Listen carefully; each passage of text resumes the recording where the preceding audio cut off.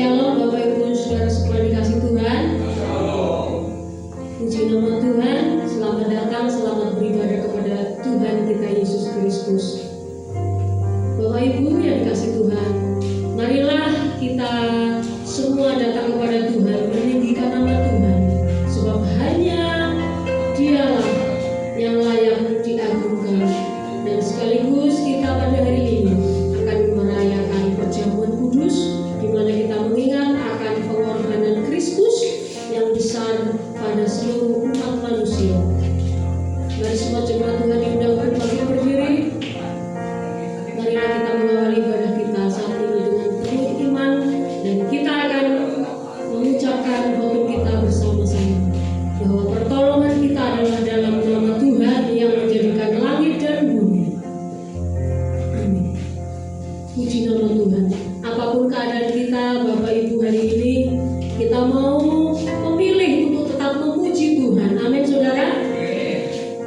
Bukan hanya saat semuanya baik-baik saja, tetapi selama kita hidup, selama kita masih diberi nafas, mari kita mau menaikkan komitmen hati kita bahwa hidup kita adalah nyanyian bagi Tuhan. Bahwa setiap waktu kita mau selalu memuliakan Dia dengan penuh kerinduan dan kasih. Kita bersama-sama memuji Tuhan, memuliakan nama Tuhan.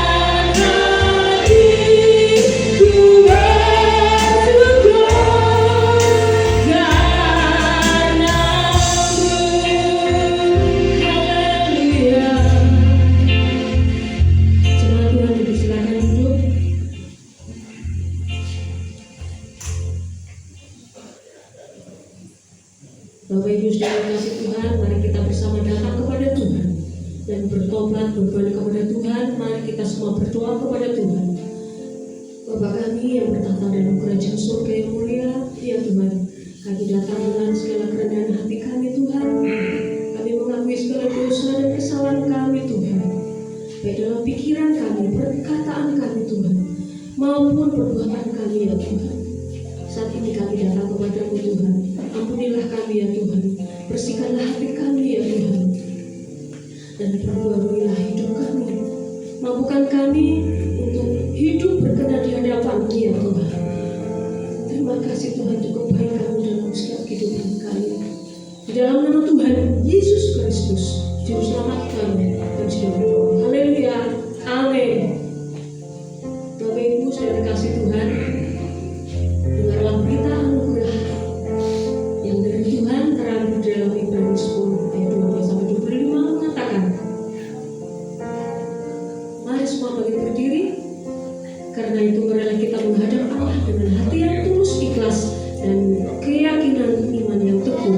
Oleh karena hati kita telah dibersihkan dari hati nurani yang jahat dan tubuh kita telah dibasuh dengan air yang murni. Marilah kita teguh berpegang pada pengakuan tentang pengharapan kita, sebab Ia yang menjanjikannya setia. Dan marilah kita saling memperhatikan supaya kita saling mendorong dalam kasih dan dalam kerjaan baik. Janganlah kita menjauhkan diri dari pertemuan-pertemuan ibadah kita seperti dibiasakan oleh beberapa orang, tetapi marilah kita saling menasihati dan semakin giat melakukannya menjelang hari Tuhan yang mendekat. Bapak Ibu yang dikasihi Tuhan, mari beri salam kiri kanan saudara, depan belakang. Katakan kepada saudara-saudara kita, Tuhan mengasihimu. Tuhan mengasihimu. Tuhan mengasihimu. Puji nama Tuhan. Haleluya. Begitu besar kasih Tuhan dalam setiap kehidupan kita saudara, sehingga kita boleh ada sampai hari ini untuk kita memuji memuliakan nama Tuhan. Patutlah kita bersyukur kepada Tuhan. Puji nama Tuhan, bersama-sama kita memuji Tuhan di hadapan Tuhan. Masuk ke hadiratnya dengan hati yang bersyukur kepada Tuhan. Amin. Mari semua bertepuk tangan bagi Tuhan dengan sukacita.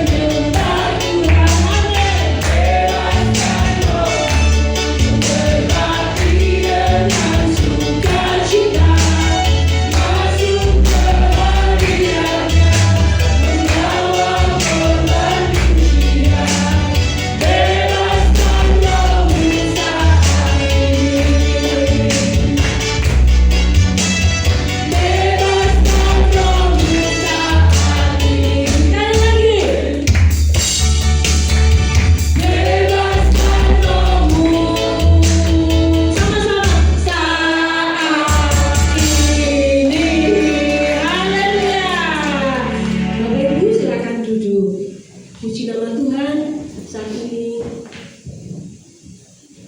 kita mau bersama-sama mendengarkan kebenaran firman Tuhan. Kebenaran firman Tuhan kita mau sambut dengan hati yang terbuka. Kita siapkan hati kita semua untuk menerima kebenaran firman Tuhan.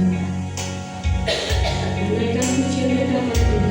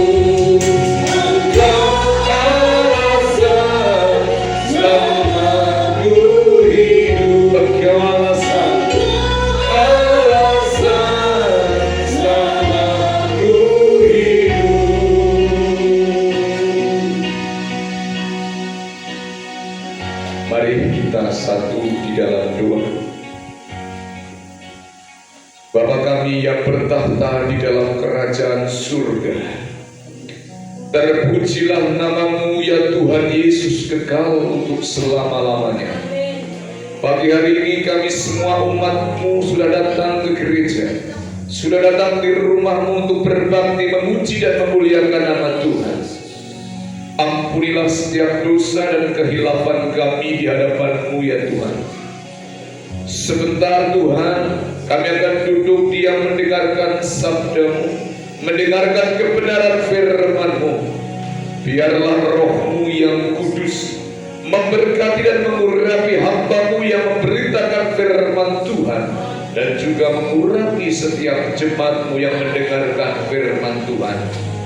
Setiap kuasa kegelapan, roh jahat yang mengganggu konsentrasi kami, mengganggu pikiran kami, yang membuat kami tidak khusyuk, yang membuat kami tidak serius, yang membuat kami tidak fokus di dalam ibadah, kami patahkan di dalam nama Tuhan Yesus. Bila waktu kesempatan yang indah kami gunakan sebaik mungkin untuk kami duduk diam, berbakti, menyembah, mengagungkan nama Tuhan. Di dalam nama Tuhan Yesus kami sudah berdoa. Haleluya. Amin. Selamat pagi Bapak Ibu yang dikasihi Tuhan.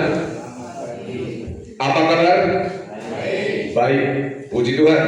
Bapak Ibu yang dikasihi Tuhan, kita bersyukur kepada Tuhan karena kondisi dan keadaan kita baik, diberkati oleh Tuhan.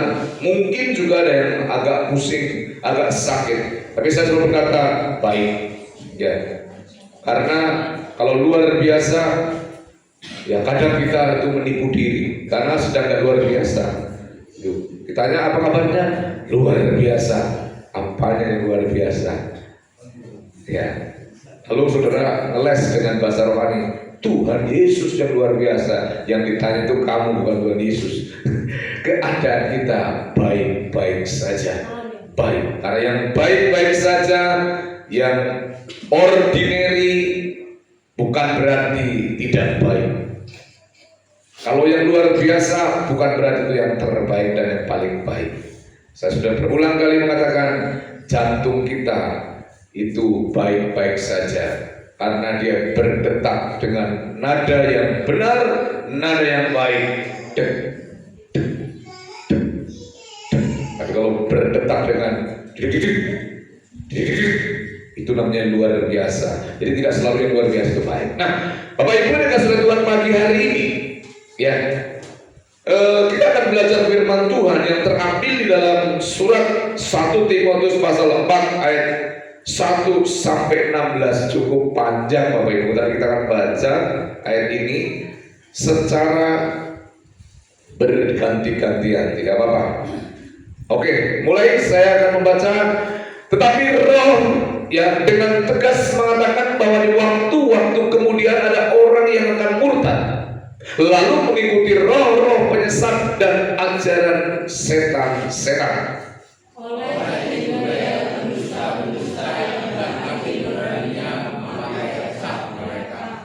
Mereka itu melarang orang kawin, melarang orang makan makanan yang diciptakan Allah, supaya dengan pengucapan syukur dimakan oleh orang yang percaya dan yang telah mengenal kebenaran.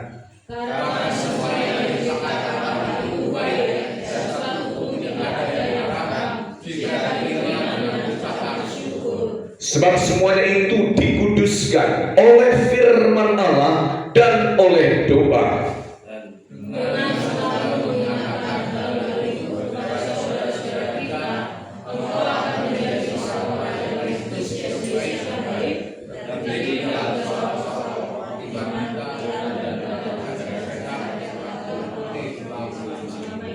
Tetapi jauhilah takhayul dan dongeng nenek moyang, nenek tua. Latihlah dirimu beribadah. Latihan berdiri terbatas gunanya, tetapi ibadah itu berguna dalam segala hal, karena menjadi janji dari hidup ini maupun hidup yang akan datang. Perkataan ini benar dan patut diterima sepenuhnya. Itulah sebabnya kita berjuang dan berjuang, karena kita menaruh pengaruh baik kepada Allah hidup, juru selamat semua manusia, terutama mereka yang percaya. Beritakanlah dan ajarkanlah semuanya itu. Jangan seorang pun mengorbankan pun, jadilah teladan dari orang-orang percaya dalam perkataanmu, dalam tingkah lakumu, dalam kasihmu, dalam kesetiaanmu, dan dalam kesucianmu. Sementara itu, sampai aku datang, bertekunlah dalam membaca kitab-kitab suci, dalam membangun dan dalam mengajar. Jangan lalai dalam menggunakan karunia yang ada padamu, yang telah diberikan kepadamu oleh nubuat dan dengan pengembangan tangan dan pengakuan. Perhatikanlah semuanya itu, hiduplah di dalamnya, supaya kemajuanmu nyata kepada semua orang. Bersama-sama, Awasilah dirimu sendiri dan awasilah ajaranmu. Bertekunlah dalam semuanya itu, karena dengan berbuat demikian engkau akan menyelamatkan dirimu dan semua orang yang mendengar engkau. Amin. Berbahagialah setiap kita yang membaca firman Tuhan, merenungkan firman Tuhan, dan melakukan firman Tuhan dalam kehidupan kita setiap hari. Bapak Ibu kasih Tuhan, ketika Evander Holyfield yang mengalahkan Mike Tyson pada saya lupa tahunnya dulu. Evander Holyfield adalah seorang petinju yang cukup setia, dan dia memang akhirnya melayani Tuhan. Ya, dia pernah bertinju, melawan seorang petinju Mike Tyson yang begitu legendaris, yang begitu kuat. Dan satu keyakinan yang dia miliki adalah Filipi 4 ayat yang ke-13, bahwa segala perkara dapat kutanggung di dalam Dia yang memberikan kekuatan kepadaku. Dia seorang petinju, tapi dia petinju yang rohani. Ya, walaupun kerjanya gelut, tapi sebagian hasilnya juga disumbangkan untuk pekerjaan Tuhan pada saat itu. Dan dia secara fisik melihat, waduh, tidak ada musuh yang tidak bisa mengalahkan Evander Holyfield. Namun dia bisa mengalahkan Mike Tyson dia dengan KO ya waktu itu. Tetapi dia punya namanya sebuah iman yang baik, kerohanian yang baik. Tapi jangan lupa, dia juga orang yang berlatih, berdisiplin di dalam melatih diri untuk selalu dia bertanding. Jadi bukan hanya doa, tapi dia berkomitmen atau berdisiplin melatih diri untuk selalu latihan biar dia bisa menang. Nah, Bapak Ibu dikasih Tuhan, pada pagi hari tema firman Tuhan adalah melatih diri beribadah. Melatih diri beribadah. Saudara, kalau saudara mau, Bapak Ibu dikasih Tuhan, apa yang Bapak Ibu saudara pikirkan ketika Bapak Ibu saudara mendengar kalimat ibadah atau beribadah? Ada yang bisa memberi masukan? Saya ulang, Bapak Ibu, apa yang terlintas dalam pikiran saudara ketika kita berkata ibadah atau beribadah? Atau saudara punya persepsi, punya sebuah pemikiran ketika kita berkata tentang ibadah itu apa? Memuji Tuhan. Halo?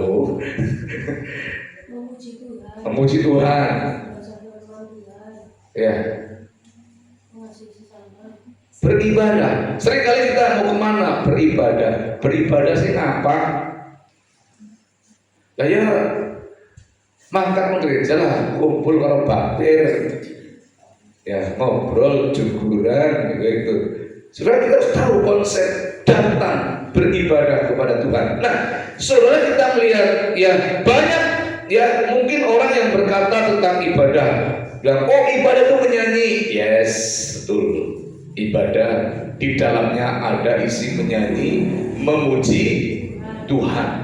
Di dalam ibadah ada doa bersama, bersyafaat. Ya, betul. Di dalam doa ada baca firman Tuhan. Betul. Di situ firman Tuhan disampaikan. Di situ firman Tuhan dibentangkan. Supaya apa? Supaya kita mengerti tentang firman Tuhan.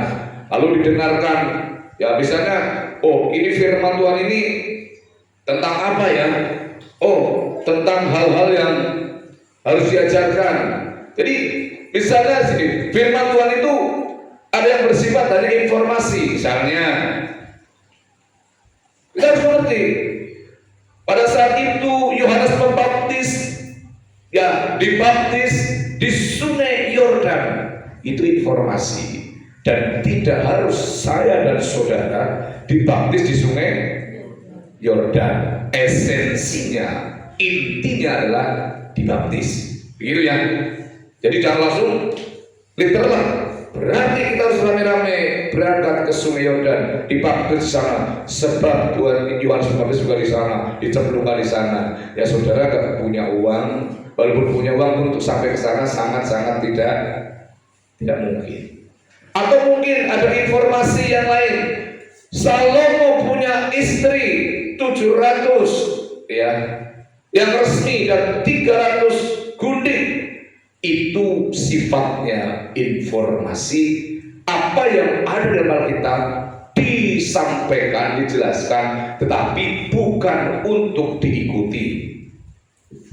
Bapak Ibu ya, jadi informasi dijelaskan. Jadi, maka di dalam khotbah, dalam firman Tuhan ada menyanyi, ada berdoa, ada firman Tuhan yang dijelaskan supaya umat, supaya jemaat mengerti, sehingga umat pun tidak dinaifkan, tidak dibodohkan. Ya, kumpul kolektor, salah satunya juga ibadah gitu kan, lengkap.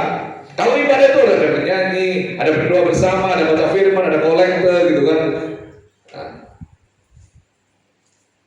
seperti itu. Kan saya bisa beribadah sendiri di rumah. Ada bersyafaat apa anda? Ya, ada kolektor apa anda? Ya, nggak ngerti itu lah. Nah, orang dikatakan bisa tidak beribadah secara seremonial.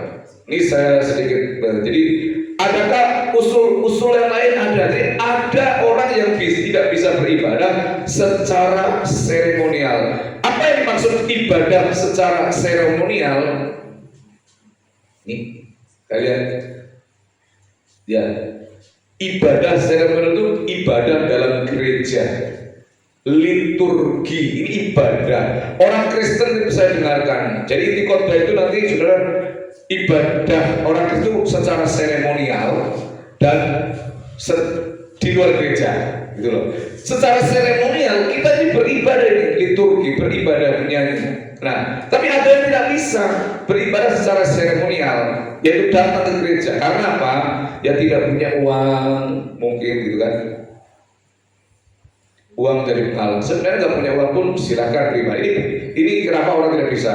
Konflik dalam keluarga, lah saya lagi ribut, lagi males, lalu tidak bisa ibadah secara komunal, secara seremonial, secara bersama, karena ada konflik interest, ya, baik secara personal dalam keluarga maupun personal dengan yang lain, sehingga kita mengabaikan untuk lebih baik saya tidak usah ibadah,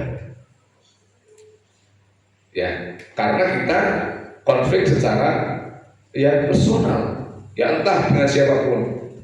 Lalu mungkin lagi gak fokus saya untuk ibadah, saya lagi fokusnya cari duit, fokusnya kerja, bisa. Atau karena tuntutan pekerjaan, bisa. Lagi mager, malas gerak, bisa, saudara. Tetapi pertanyaannya, ya, apakah ibadah dan kebaktian itu sama? Bapak Ibu, ibadah dan kebaktian sama? Ya, tidak dijawab juga. Jadi ibadah dan kebaktian sama. Ibadah dan kebaktian itu sama. Ya. Karena apa? Saudara, ibadah dan kebaktian itu sama. Karena ibadah atau kebaktian secara singkat, ketika kita beribadah, itu adalah tanda bakti kita kepada Tuhan Sang Juru Selamat, kepada Tuhan Sang Pencipta. Jadi kita itu berbakti, beribadah. Kan ada orang yang bilang, bocah kok ya, orang teh berbakti mari wong tua. Itu maksudnya apa?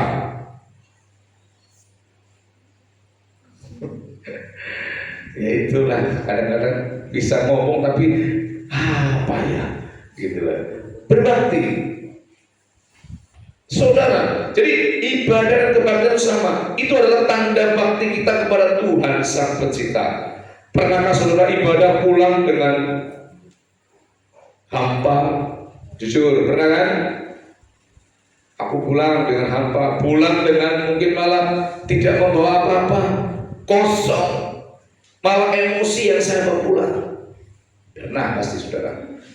Ya. Nah, sebenarnya tidak ada ibadah yang sia-sia, itu tidak ada.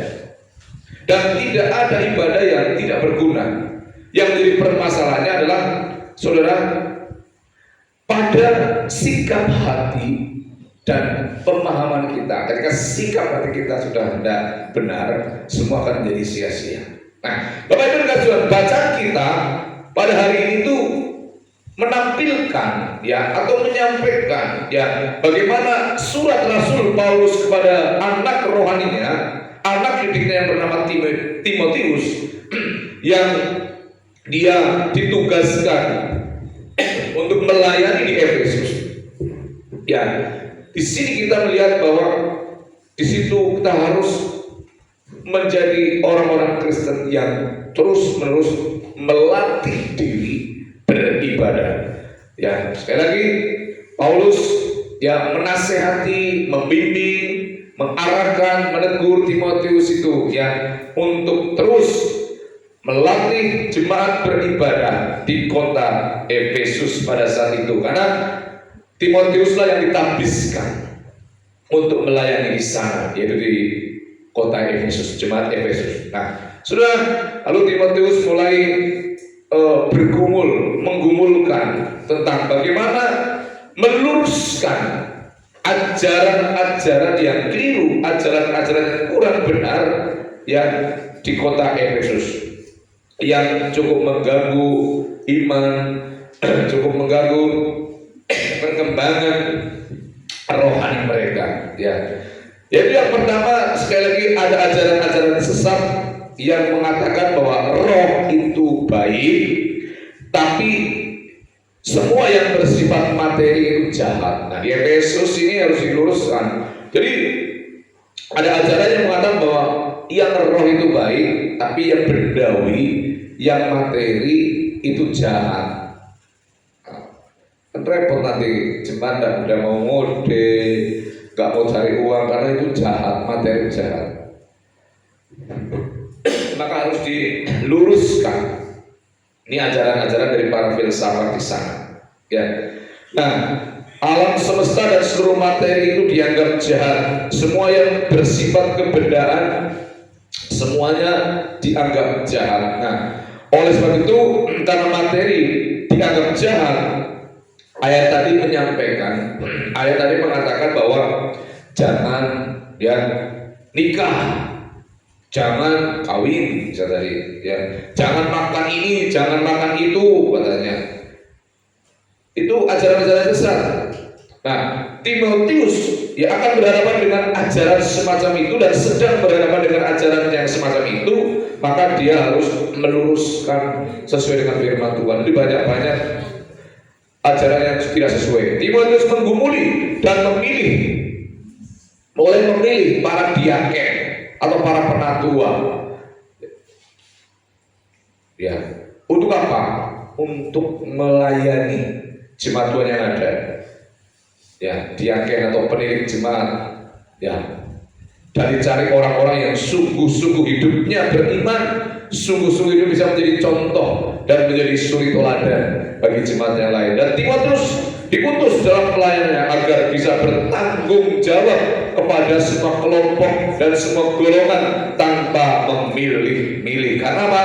Karena ada kecenderungan kadang-kadang di dalam melayani para diaken, para penatua, dia pilih kasih, oh ini kaya maka dilayani dengan baik, ini enggak kaya jadi kurang diperhatikan dan sebagainya. Ada seperti itu. Jadi ada yang pendeta, diaken itu kalau sekarang sama dengan pendeta, wah udah kayak bos gitu loh.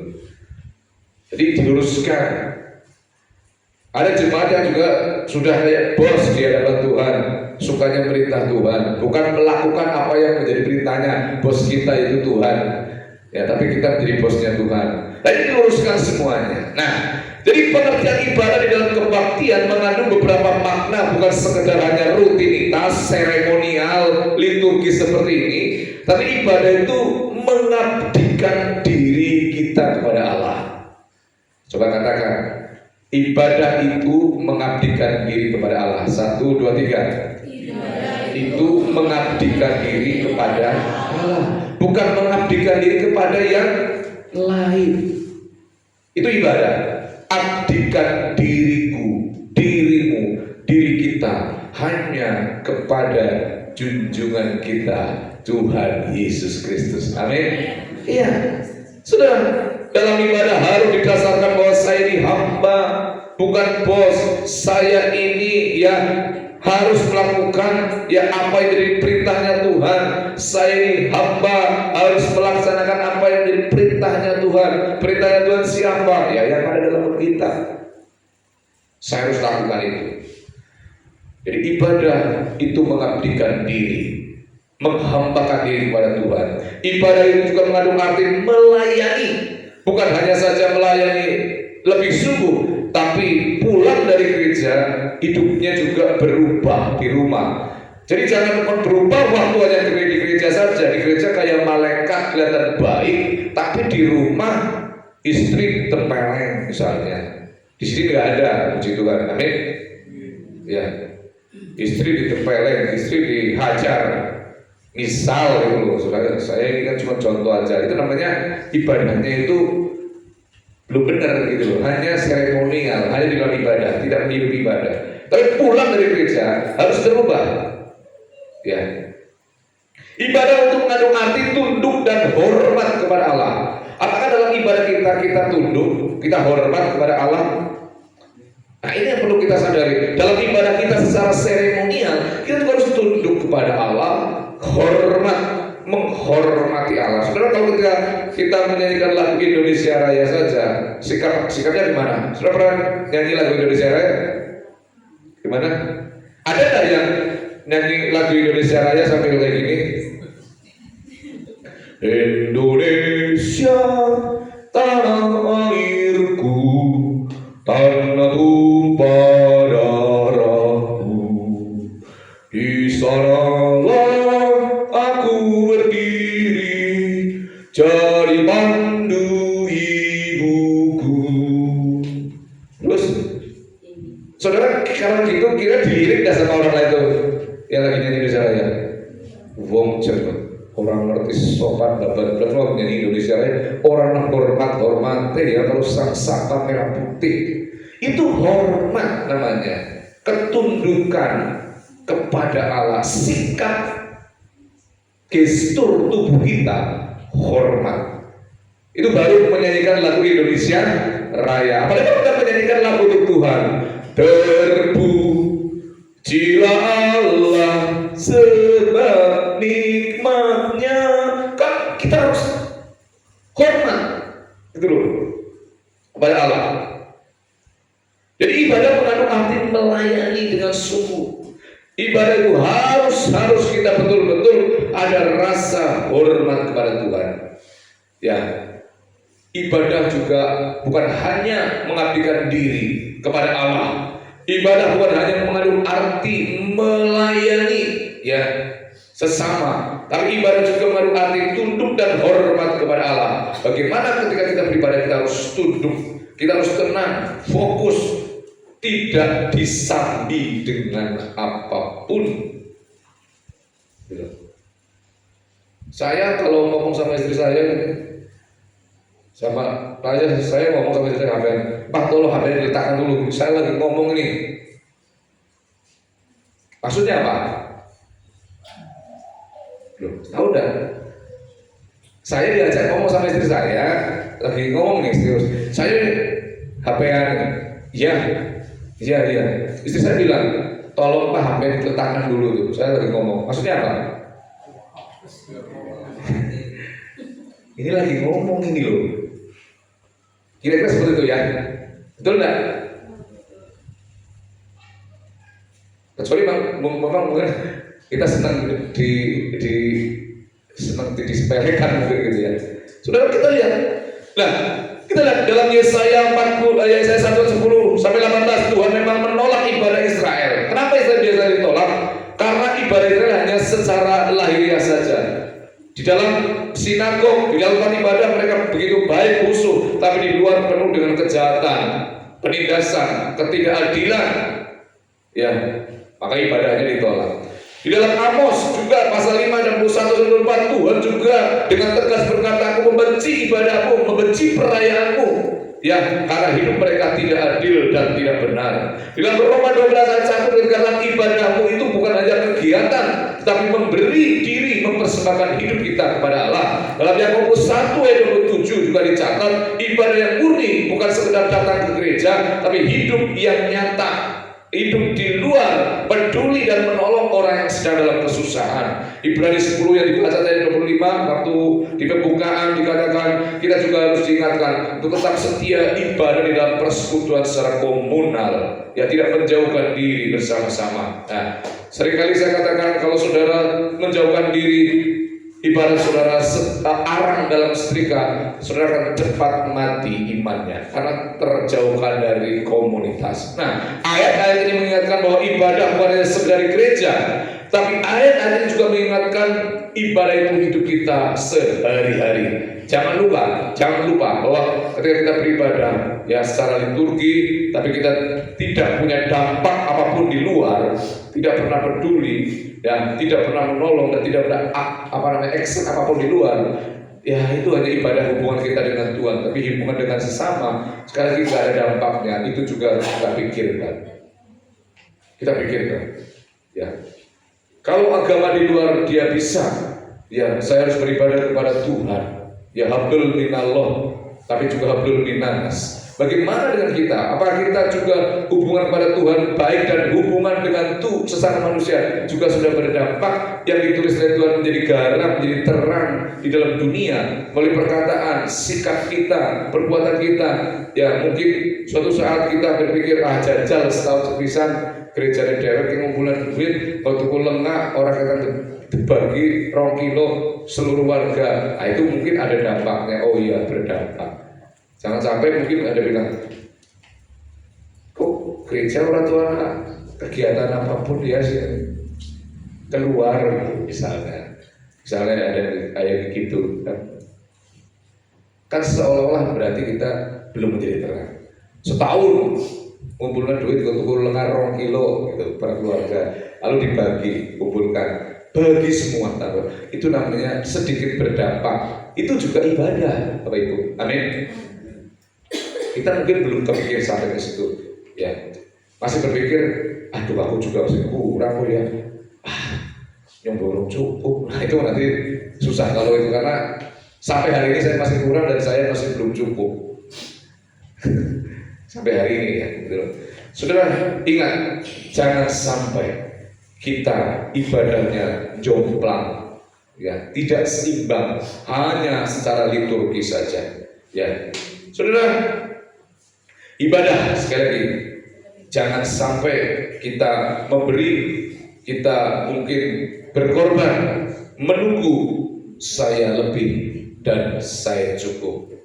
Itu kita bisa kehilangan momen, kehilangan kesempatan untuk kita berbuat baik, berbakti kepada Allah, kepada sesama kita. Ya, saudara, jangan menunggu kita kaya. Hidup kita bukan hanya di gereja, tapi hidup kita itu di lingkungan, di masyarakat. Ya, ibadah itu dibagi menjadi 2. Sekali lagi, ibadah secara seremonial di dalam gedung gereja. Dalam ibadah ada beberapa yang penting, seperti tadi saya katakan, ada pembacaan firman dan seterusnya. Tapi yang paling penting adalah juga ibadah kita di luar. Ya, ibadah kita di luar. Ya, supaya apa? Di dalam ibadah, sekali lagi, ada firman, saya sampaikan, ada teguran, ada persekutuan. Ibadah di luar gereja, ya, ibadah di luar gereja. Kalau di dalam gereja dia menyanyi, berdoa, dengar firman dan seterusnya. Selesai, doa berkat, itu liturgi, itu ibadah kita kepada Tuhan secara seremonial. Tapi ada ibadah di luar gedung gereja. Ya, firman Tuhan mengingatkan kita, jadilah teladan bagi orang percaya tadi. Yaitu apa? Ibadah di luar gereja adalah hidup yang adil, hidup dalam keadilan, nyata, real di luar. Saudara, apa yang telah kita terima di gereja, firman Tuhan, kebenaran, itu kita lakukan di luar gereja, di keluarga, di masyarakat, dalam pekerjaan, melayani istri, melayani suami, melayani anak, adil dengan istri, dengan anak, dan itu memuliakan Tuhan. Ada amin, Bapak Ibu? Di luar, apa yang sudah dapat, lakukan, ya, di gereja. Jangan hanya dengar, tapi aplikasikan. Di gereja kita banyak mendengar tentang pengampunan. Di luar gereja lakukan pengampunan. Di dalam gereja diajari bagaimana kita berkorban memberi, lakukan di luar. Jadi bukan hanya sebuah informasi saja, tapi ada hal yang harus kita lakukan. Saudara kalau punya motor, jangan sampai ya, punya motor atau mobil, saudara kalau ngisi bensin di mana? Di pom kan? Saudara isi. Lalu saudara nggak gunakan, berarti hanya diisi tangkinya dengan bensin. Tapi saudara udah gunakan, nggak berfaedah, nggak bermanfaat sama sekali. Hidup itu ya sejelek-jeleknya orang itu ya paling tidak dia harus bermanfaat bagi orang lain, bukan hanya bermanfaat bagi dirinya sendiri. Kita berpikir apakah hidup saya itu bermanfaat bagi orang lain? Itu bermanfaat bagi istri, bermanfaat bagi suami, bermanfaat bagi anak, bermanfaat juga bagi tetangga lingkungan. Itu namanya hidup yang berdampak. Ada manfaatnya. Mobil diisi bensin, tetapi tidak dipakai, hanya diisi. Lalu dibawa lagi, diisi lagi, ludah saudara. Penuh tapi nggak pernah dipakai. Firman Tuhan begitu banyak, diisi terus, tapi harus dilakukan. Ya. Saudara, ibadah sekali lagi memberi diri juga sepenuhnya, bukan hanya rajin datang ke gereja, tapi hidup kita benar dipakai Tuhan setiap hari. Ibadah itu juga peduli kepada sesama, mengunjungi orang, menolong orang, memperhatikan mereka yang lemah, ya seperti janda dan anak yatim piatu. Itu ada dalam Alkitab. Mari berubah konsep pola pikir kita. Aku aja masih kurang. Saudara, kalau sampai begitu, gak akan pernah kita menjadi orang yang berdampak dan berfaedah bagi orang lain. Apakah itu penting? Hidup kita berfaedah, bermanfaat orang lain? Penting, karena kita butuh orang lain dan kita menyandang nama Kristus, nama Kristus, supaya Kristus dimuliakan dalam hidup kita. Penting, sangat-sangat penting. Saudara, kita peduli. Saudara, latihan dalam ibadah itu bagaimana sih? Gampang. Latihan ibadah itu, mari kita belajar berharap kepada Tuhan, bukan kepada manusia. Amin. Saudara, manusia itu penuh dengan kekecewaan. Saudara berharap kepada pendeta, kecewa. Berharap kepada mertua, kecewa. Berharap kepada orang tua, kecewa. Berharap kepada kekasih, kecewa. Berharap kepada donatur, sponsor, kecewa. Ya, saya sering sekali itu ada orang kesini dulu gereja pastori difoto jengking, gak ada apa-apanya. Dan saya mulai stop, saya tidak akan pernah berharap, tidak usah difoto. Karena itu menjadi apa yang namanya, udah berharap sama Tuhan saja. Jadi ibadah itu dilatih kita berharap kepada Tuhan. Latihan beribadah itu apa? Latihan berharap dan bersandar kepada Tuhan. Latihan beribadah itu bagaimana? Menolak kepercayaan yang tidak benar. Tahyul itu hidupnya dipimpin oleh firman, bukan oleh mitos atau ya hal-hal yang lain. Kita percaya sekali, jangan duduk di depan pintu, itu kan mitos. Nanti jadi perawat tua, ya enggak, menghalangi orang lewat. Atau mitos-mitos yang lain. Saudara, mitosnya apa sih? Ya kata kalau istri saya itu punya mitos begini. Wah, semutnya kayak banget ya Pak. Ya apa? Arah pakai berkat ya. Tapi ya orang-orang anak juga, gitu kan? Gitu loh. Jadi kita jangan terlalu banyak. Ya itu nggak apa-apa, itu perkataan positif membangun. Tapi kadang-kadang kan unsur mitosnya, mitos ya. Bagaimana kabarnya? Luar biasa. Luar biasa apa meriah burung mari gitu. Jadi terlalu banyak mitos. Lalu itu perkataan iman, iya baik. Tapi kalau nggak sembuh bagaimana? Jadi kecewa. Jadi penting sekali Bapak Ibu yang dikasih oleh Tuhan menolak hal-hal yang tahayul. Sudah apa? Yang hal-hal mitos tahayulan apa? Sudah yang ingat apa? Ada enggak tahayul mitos yang masih yang kita ingat? Jangan duduk di bantal. Kenapa? Apa? Bok apa? Bisulan kudunen. Pernah saudara tes duduki bantal terus kudunen? Tapi sebenarnya apa? Maknanya jadi apa? Yang tempat kepala jangan buat gitu loh. Apalagi? Tahayul apa lagi? Jarum. Oh, jarum itu pokoknya jarum super. Iya itu ada mitosnya mungkin ya. Nah gitu loh. Iya. Pas kebenaran kok terus tuku paku kecocok loh, lembok. Gitu kan. Aja lupa tidak setupai. Ya banyak kok. Justru semakin tahayul kita percaya, semakin kita lebih banyak. Ada, kita mau jam setupai kelar rumah. Lalu deg-degan malah kejadian, gitu loh. Ya kan karena kepikiran, gitu loh. Pak Ibu dikasih Tuhan. Ya tolak itu tahayul ya udah. Lalu membagikan firman pada orang lain. Apa yang kita terima kita sampaikan supaya ini diberitakan. Ya, tetap jadi teladan meski masih muda. Ayo jadi teladan dalam hal yang baik. Ya, menjadi teladan bagi orang lain dalam perkataan, dalam sikap, dalam kasih, dan dalam hidup sehari-hari. Tekun membaca firman Tuhan. Ya, jadikan Alkitab lebih utama daripada hal yang lain supaya kita terus bertumbuh. Baca Alkitab sehari berapa kali? Sekali.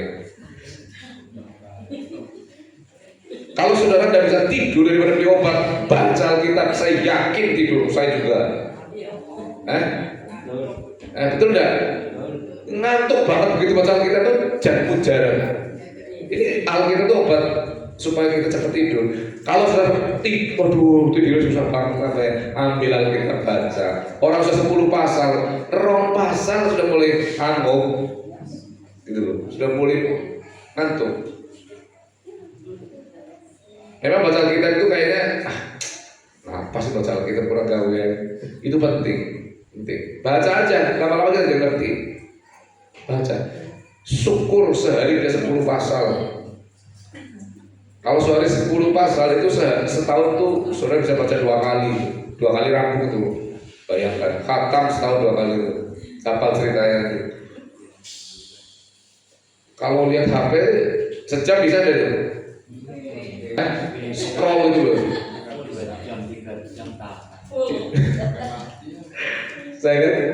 Saya dulu pernah ada pendeta yang bukan jemaat habis khotbah. Saya pikir lagi baca Alkitab, turun dari mimbar buka HP. Lagi scroll. Pendeta jemaat tidak ada. Lagi scroll itu TikToker itu. Dan turun kan mimbar pendeta. Ya pendeta juga manusia, Bapak Ibu yang dimaafkan. Apalagi jemaat, itu pendeta aja seperti itu. Pikirku bukan dari Alkitab kita lirik. Dia scroll TikTokan, kemudian muncul. Saya punya tempat dulu pendeta, dia bilang pendeta aja ya yang jelek-jelek gak jemaat gak usah. Jadi malam minggu itu mabok saudara sama teman-teman grupnya, pendeta ini mantan preman gitu. Meboy kakek 3 minggu pagi jemaatnya datang orang tekot bahkan Bali langsung puyeng banget. Itu pendeta saudara, gitu. Pendeta ada pernah minumnya kakek malam minggu. Ya karena batinnya banyak preman gitu. Ini bukan sungguhan. Kalau mungkin cuma ngantuk bisa lah ya cuci gua. Ini kan mabuk nggak bisa bangun. Dan jemaat ada ibadah dah. Aduh, libur dulu. Itu pendeta. Malah jemaat mungkin tidak saudara. Jadi pendeta bisa seperti itu karena pendeta juga manusia. Tapi bicara orang Kristen.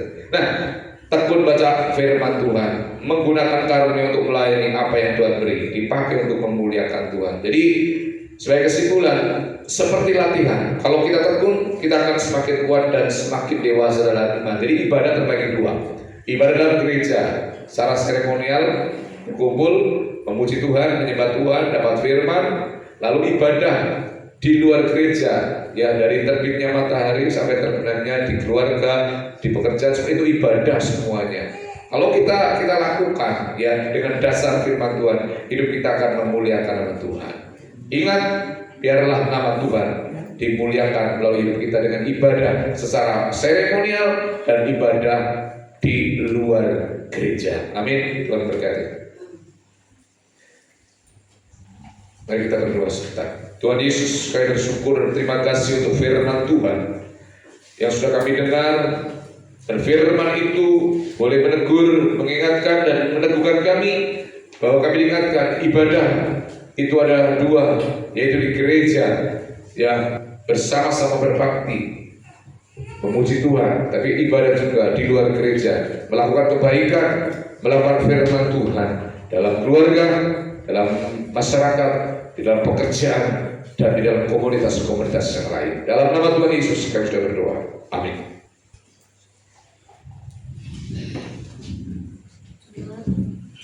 Diundang untuk balik berdiri. Kita akan bersama-sama membacakan ikrar pengakuan iman rasmi.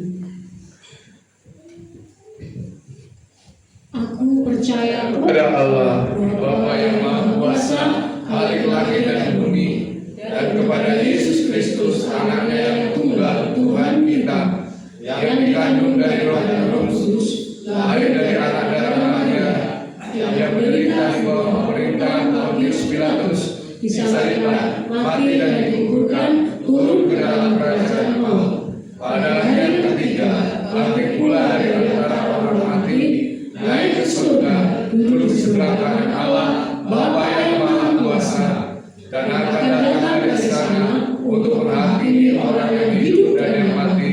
Aku percaya kepada Roh Kudus, gereja yang kudus dan am, persekutuan orang kudus, pengampunan dosa, dan bangkitan yang kedua, hidup yang kekal. Amin. Amin. Jemaat dipersilakan untuk duduk kembali.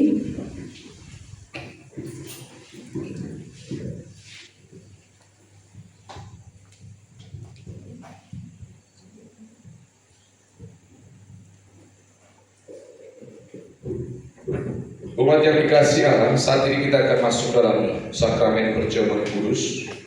Kepada petugas pelayan perjamuan kudus, Bapak Yohanes dan Bapak Sabarno, silakan maju ke depan.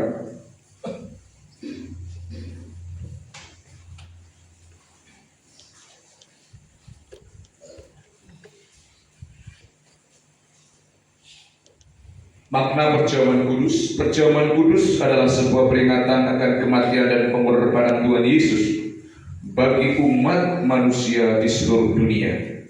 Roti dan anggur merupakan tanda dan materai dari tubuh dan darah Kristus yang telah dikorbankan bagi penyelamatan umat manusia. Setiap kita yang telah dibaptis dan mengaku percaya kepada Tuhan diundang untuk ikut mengambil bagian dalam perjamuan kudus.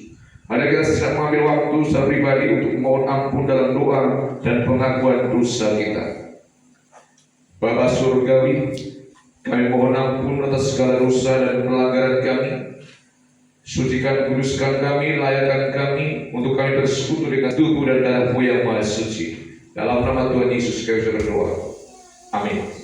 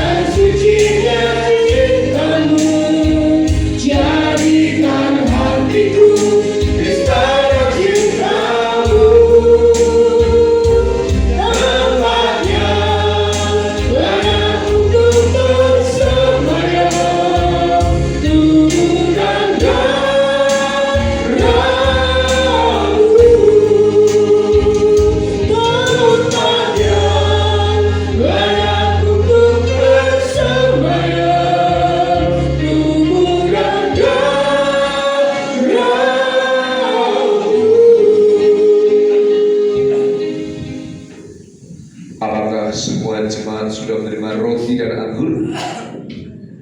Puji Tuhan.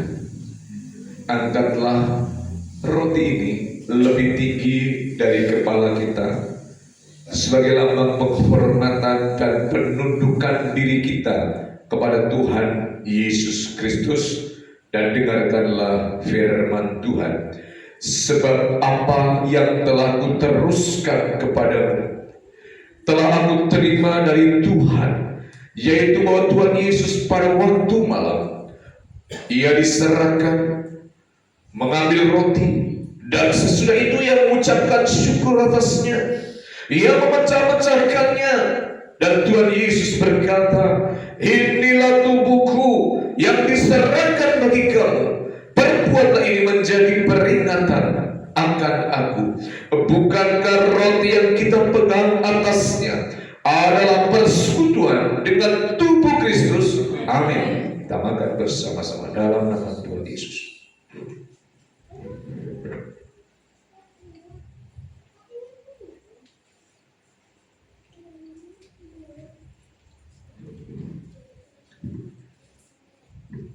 Angkatlah cawan ini lebih tinggi dari kepala kita sebagai lambang penghormatan dan penundukan diri kita kepada Tuhan Yesus Kristus, dan dengarkanlah firman Tuhan. Demikian juga Ia mengambil cawan sesudah Tuhan Yesus makan, lalu Ia berkata, cawan ini adalah perjanjian baru yang dimateraikan oleh darahku. Perbuatlah setiap kali kamu meminumnya menjadi peringatan akan aku. Bukankah cawan pengucapan syukur yang kita pegang atasnya adalah persekutuan dengan darah Kristus? Amin. Kita minum bersama dalam nama Tuhan Yesus.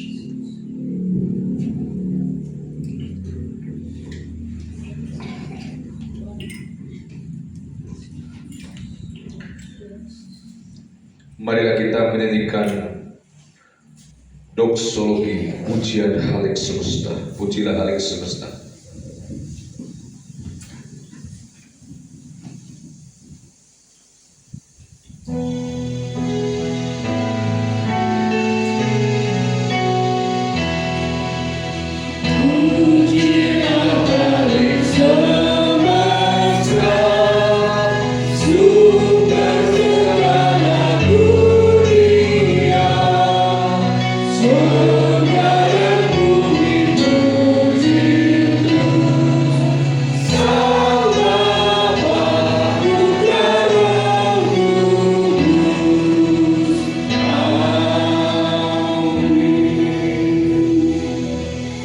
Terpujilah Engkau ya Tuhan Yesus. Kami bersyukur Bapa, kami sudah melakukan sakramen perjamuan kudus, di mana kami mengingat atau memperingati karya penebusan Tuhan Yesus 2026 tahun yang lalu di atas kayu salib. Oleh karena darah-Mu, dosa kami tertebus. Oleh karena darah-Mu, kami terampuni. Oleh karena darah-Mu, kami diselamatkan. Terima kasih Tuhan untuk tubuh-Mu. Terima kasih Tuhan untuk darah-Mu. Terima kasih, biarlah melalui perjamuan kudus iman kami semakin bertumbuh. Melalui perjamuan kudus rohani kami semakin bertumbuh. Melalui perjamuan kudus pengenalan kami akan Allah semakin dalam. Dan melalui perjamuan kudus kami juga hidupnya semakin disehatkan oleh Tuhan, baik secara jasmani maupun secara rohani. Dalam nama Tuhan Yesus kami sudah berdoa. Amin.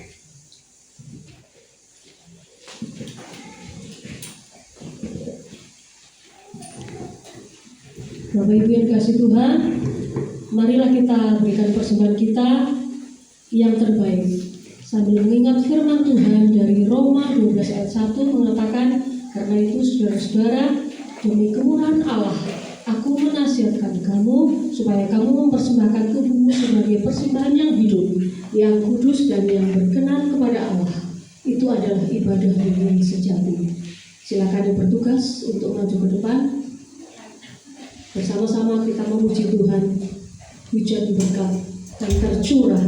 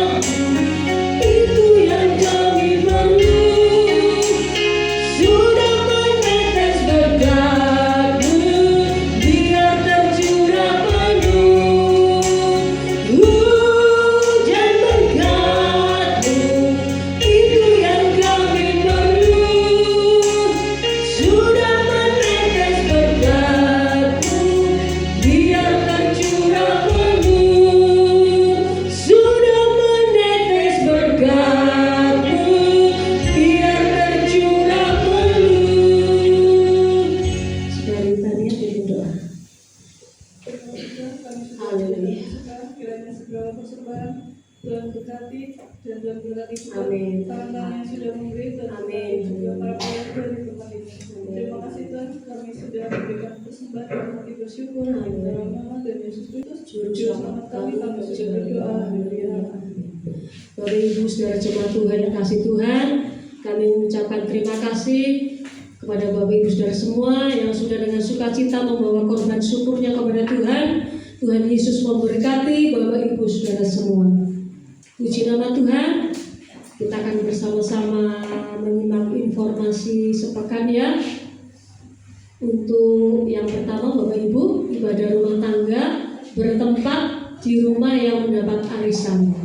Untuk informasi nanti menyusul di grup ya. Kemudian ibadah umum Minggu 10 Mei Bapak Ibu 2026 pukul 8 pagi. WL-nya Saudari Rahel Mariana, singernya Saudari Jessi dan Saudari Rahel Natalia, kemudian asirnya Bapak Ibu Marsono, LCD-nya Saudari Agnes. Bapak Ibu, setelah ibadah ada kocokan arisan, mohon perhatian Bapak Ibu semua ya. Dan sebelum kita doa syafaat dan menerima doa berkat dari Bapak Gembala serta menutup acara ibadah pagi hari ini, kami ucapkan selamat ulang tahun untuk Bapak Ibu saudara semua yang berulang tahun di bulan Mei ini. Mari siapapun yang berulang tahun di bulan Mei ini kami persilakan untuk maju ke depan dan nanti akan didoakan oleh Bapak Gembala kita. Kami persilakan Bapak Gembala. Ya. Yang berulang tahun di bulan Mei silakan maju ke depan. Siapa bulan Mei? Ya. Dan saya ingatkan untuk di bulan Mei ini berarti store uang kematian udah 6 bulan harus store karena sekarang aturannya 6 bulan sekali ya. Nanti di bulan ini saya akan storekan ya. Seberapapun yang ada nanti saya akan storekan ya di satu. Oke. Mari kita berdoa. Bapa di dalam kerajaan surga, pada saat pagi hari ini kami berdoa untuk anak-anak-Mu yang berulang tahun di tempat ini. Kami serahkan Saudara Iko, kami serahkan Mei, kami serahkan Bapak Widi, kami serahkan juga Ibu Lastri yang berulang tahun di bulan ini Tuhan. Kami bersyukur, berterima kasih karena sepanjang 1 tahun Tuhan sudah memberkati, Tuhan sudah memelihara mereka. Dan Tuhan sudah banyak memberkati mereka. Oleh sebab itu, kami mohon ampun untuk segala dosa-dosa mereka sepanjang 1 tahun. Dan kami menyerahkan waktu selanjutnya ke dalam tangan Tuhan Yesus. Kiranya Tuhan memberkati semua anak-anak-Mu yang berulang tahun pada pagi hari ini. Baik Iko, Main, Bapak Widi dan juga Ibu Lastri. Umur panjang di tangan kanannya, di tangan kirinya ada kekayaan dan kehormatan. Makin dewasa iman mereka, makin rohani hidup mereka, makin dekat dengan Tuhan, dan semakin setia kepada Tuhan. Apapun yang menjadi doa, pergumulan, dan harapan mereka, Tuhan menolong, membersamai, dan memberkati mereka. Di dalam nama Tuhan Yesus, kami sudah berdoa untuk anak-anak-Mu yang berulang tahun. Haleluya. Amin. Silakan ke depan. Mari kita berdoa syafaat bersama-sama sebelum kita akhiri dalam doa berkat.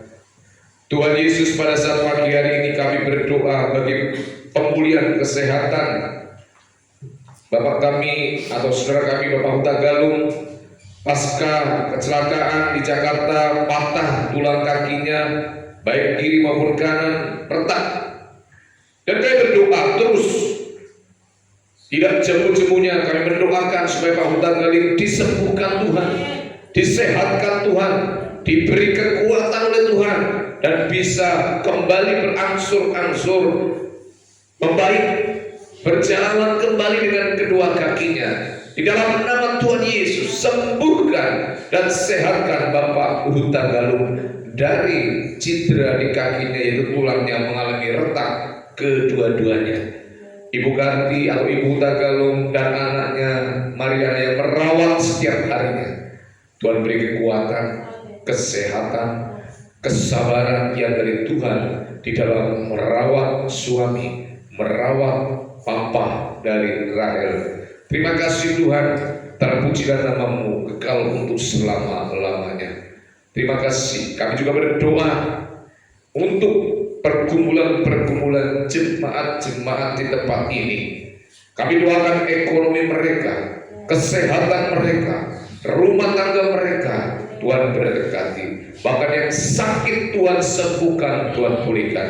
Kami serahkan Pak Marsono yang gulanya tinggi, dalam nama Tuhan Yesus Tuhan sembuhkan. Dan biarlah Pak Marsono diberi kekuatan dan kesadaran untuk rutin di dalam minum obat, rutin juga di dalam suntik insulin setiap hari, dan harus terus punya semangat mendisiplin diri bersama dengan penyakit dan terus bersyukur kepada Tuhan, karena kami percaya di dalam Tuhan ada kekuatan, di dalam bersyukur ada kekuatan, dan biar terus berharap dan bersandar kepada Tuhan melalui insulin, melalui obat yang rutin yang diminum, disuntikkan setiap harinya. Juga Tuhan membuat Pak Marsono makin sehat. Dalam nama Yesus, tanamkan iman yang kuat, tanamkan roh disiplin untuk mengobati diri dengan baik.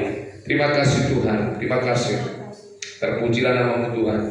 Untuk saat ini mungkin belum bisa ke gereja oleh karena kelemahan tubuhnya, Tuhan terus kuatkan iman Pak Marsono. Terima kasih Bapa, pulihkan, sembuhkan, dan sehatkanlah beliau. Terpujilah nama-Mu. Kami juga bersyukur kepada Tuhan melalui pemerintah desa yang ada, sehingga jalan di tempat kami terrealisasi, bisa teraspal, sehingga lingkungan kami menjadi enak dan nyaman dalam berkendaraan. Kami juga bersyukur kepada Tuhan atas kebaikan Tuhan melalui pemerintahan desa yang ada, sehingga jalan di tempat ini boleh kami nikmati, boleh kami rasakan dengan aman, dengan nyaman ya Tuhan.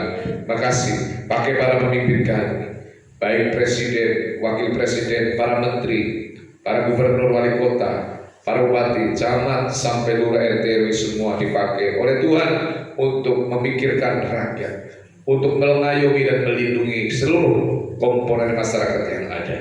Terima kasih Bapak, terima kasih. Biarlah pemimpin-pemimpin kami, baik pemimpin pusat maupun pemimpin daerah, terus memikirkan dan memajukan ekonomi bangsa Indonesia. Kami terus berdoa juga untuk gereja di tempat ini diberkati dan dilindungi. Tetangga, kiri kanan, lingkungan kami diberkati mereka, diselamatkan mereka, disehatkan mereka. Bapak-bapak polisi dari Kapolsek Kutasari yang berjaga yang mengikuti tempat Tuhan berkati mereka semua. Kota kami tercinta Purbalingga diberkati, Bapak Bupati dan wakilnya dan dengan seluruh forkompindanya. Inilah doa kami ya Tuhan, yang kurang sempurna dan yang akan kami sempurnakan dengan doa yang diajarkan oleh Tuhan Yesus kepada kami yang demikian. Bapa kami yang di surga, dikuduskanlah nama-Mu, datanglah kerajaan-Mu, jadilah kehendak-Mu di bumi seperti di surga.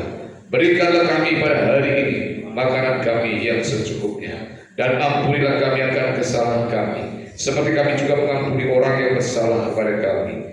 Dan janganlah membawa kami ke dalam pencobaan, tetapi lepaskanlah kami daripada yang jahat, karena Engkaulah yang mempunyai kerajaan dan kuasa dan kemuliaan sampai selama-lamanya. Amin. Jemaat Tuhan diundang bangkit berdiri semua. Ibadah kita pada pagi hari sudah selesai di gereja ini. Namun ibadah kita yang sejati kita akan lakukan di dalam kehidupan kita, di rumah tangga kita, di masyarakat kita, di lingkungan kita. Maka jadilah saksi Kristus dimanapun engkau berada. Angkatlah kedua tanganmu, arahkan hatimu pada Tuhan, dan terimalah berkat Tuhan ini. Tuhan memberkati engkau dan melindungi engkau. Tuhan menyinari engkau dengan wajahnya dan memberikan engkau kasih karunia. Tuhan menghadapkan wajahnya kepadamu dan memberi engkau damai sejahtera dari sekarang sampai selama-lamanya, di dalam nama Bapa, Putra, dan Roh Kudus. Amin.